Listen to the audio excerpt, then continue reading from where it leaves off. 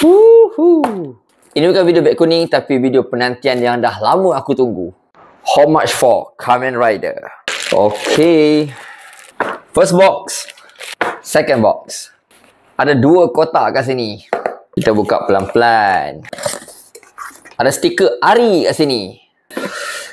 Woohoo! Kamen Rider Ichigo from Ari. Alright, second box.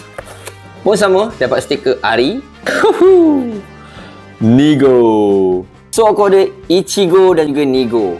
Untuk pengetahuan semua, yang ni hand painted tau. Hand painted. So dia warna guna tangan, bukan pakai mesin. Siapa yang buat ni? Of course, Izzat Aziz lah. Tu nampak tu, Izzat Aziz, Malaysian Toys Artist. Okey, kita buka Ichigo dulu. Dapat kad lah. Dia punya base pun dapat. Oh, yang ni yang benda tak sabar tengok ni. Full lama. Detail gila kot. Memang sangat detail. Daripada depan sampai ke belakang ni. Ui, cantiknya. Walaupun kecil tapi cantik weh. Letak pula atas tapak macam ni. Lagi gempak. Alright, next box. Nigo. Henshin pun sama dapat kad. Tapi yang ni dia matte.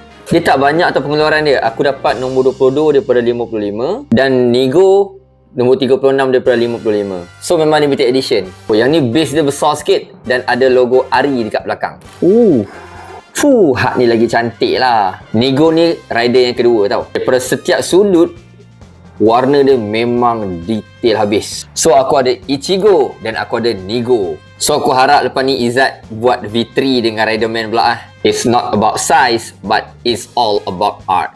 And of course, kipas susah mati. So thank you Izzat Aziz for this Kamen Rider. Sampai aku pakai baju ni lah untuk nak review hang punya produk ni. Alright, jom kita letak dekat kawasan Kamen Rider dekat bilik aku ni. Alright, sini kita letak Ichigo. Dan sebelah kiri kita letak Nigo kat sini. Alright, so korang stay dekat sini dengan abang-abang Showa korang kat atas ni tau.